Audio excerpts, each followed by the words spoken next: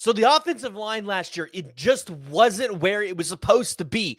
If you were an Oklahoma fan, you watched the offensive line and you were frustrated because you felt like the lack of recruiting over the past couple of years really led up to the situation that you were at with having to really rely on the portal to fill significant holes on your offensive line. And although Oklahoma still had to take a couple portal offensive linemen, and I don't think that will ever change. I think you will always end up taking one or two experienced guys out of the portal.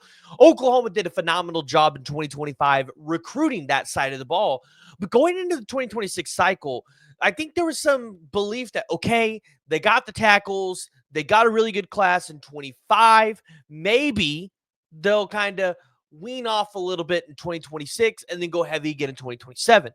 But you look at some of the targets that Oklahoma's going after in 2026. You see some of the guys that are putting Oklahoma in their top schools list, guys that are taking official visits to Oklahoma. And I think it's going to be the exact opposite. Oklahoma might, although, take a smaller offensive line class in 26. This class might be full of elite dudes, especially on the interior side of the ball. So recently, we just got some news from a couple interior guys, guys that, well, I think one of them's listed as tackle, the other one's listed as interior. I think they'll both probably end up playing interior. But regardless of what I think, they just announced some top schools list, unofficial visits, and I think it's pretty significant because at this point, we're starting to really get into the months where you're going to see these recruits really narrow down the schools, even if it's a top 8 or a top 10, you're going to start to see the schools that they're significantly interested in start to get a little bit more love from them. Hence, if they got a top 10, they only schedule 5 official visits. I think you can pretty tell what the top 5 of their schools list is going to be. Unless you're a Peyton Kirkland who decides to not have Texas in his final schools list and then take visits everywhere else and then end up signing with Texas. I think you all remember that one. Before we jump into it, though, I want to hear from y'all, so make sure you guys join the discussion. Jump in the comments below. Give me your thoughts. If you guys are new to the channel, make sure you guys hit that like and hit that subscribe button. But yeah, no, so, offensive line is, I think, one of the more intriguing positions for Oklahoma fans, just because you have Bill Bedenbaugh, who is presumed to be one of the best offensive line coaches, if not the best offensive line coach in the college football space. You even have a lot of NFL organizations that sometimes when offensive line coaches spots become available, Bill Bedenbaugh sometimes gets interest.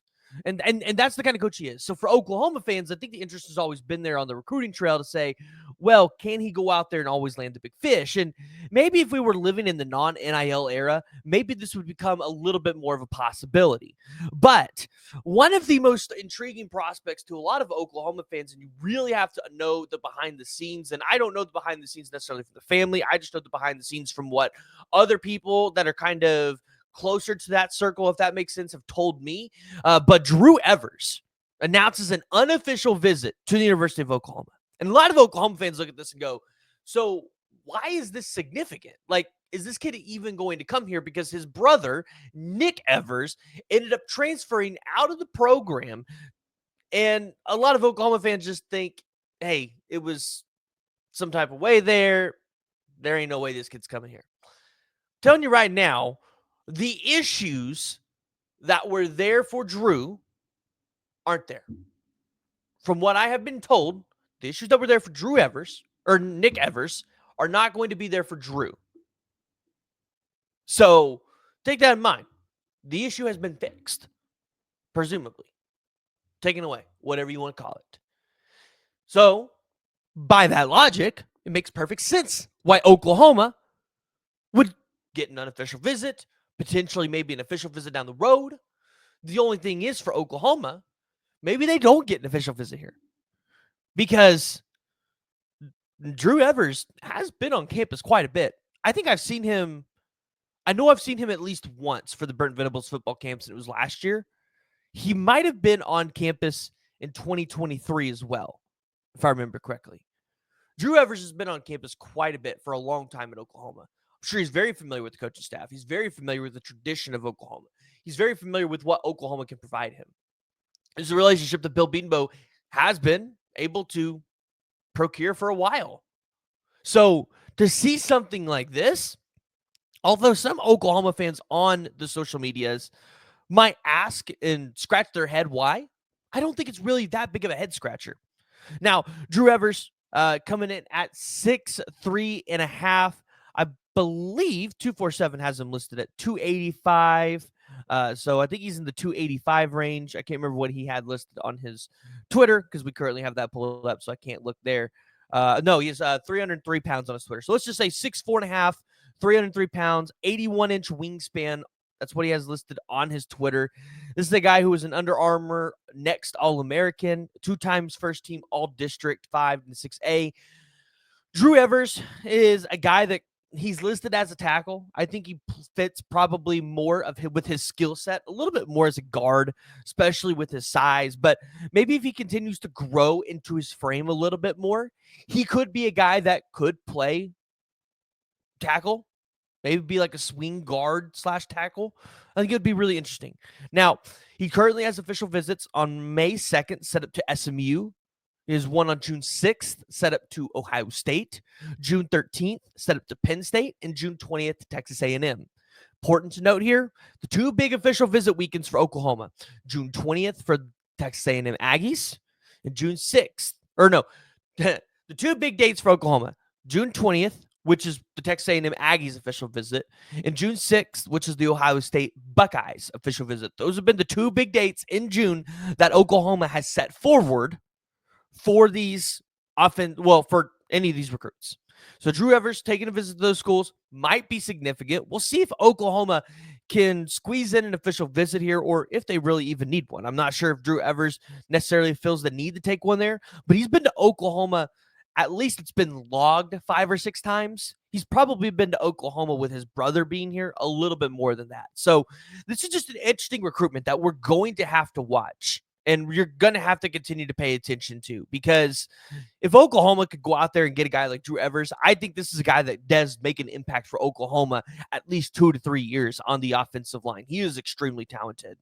But another guy that dropped some recruiting news in favor of Oklahoma on his recruitment was a guy by the name of Deacon Schmidt. Now, this name might ring a bell because we've talked about him a couple times here on the podcast, but he dropped the top 8. He's the number 1 recruit in the state of Colorado, number 380th player in the 247 composite rankings. You see all of the schools that are schools on the offensive line in here: Alabama, Tennessee, Georgia, Nebraska, Ohio State. Those are all teams that do very well in developing in the trenches. Obviously, with Colorado being the inside stool, you have Coach Prime there. You would imagine why USC's there or Colorado's there. And then you see USC down here as well. So top 8, we have to kind of see how this list is narrowed down. Does he take official visits to all those schools? Does he only take a visit to a couple of them? But Deacon Schmidt currently right now has an official visit scheduled to Tennessee on June 20th, Nebraska on June 13th, and Oklahoma on June 6th. Now, if he has any other official visits, they're not in the 247 database yet. But Deacon Schmidt is an interesting prospect at 6'5", 320. You see the way that he pancake blocks people. I mean, his blocking ability, he can go out there and block DBs. So you see him kind of stretch out a little bit farther in the offensive line. He's clearly the strongest person on the field almost every time he takes the field. Deacon Schmidt is an impressive prospect.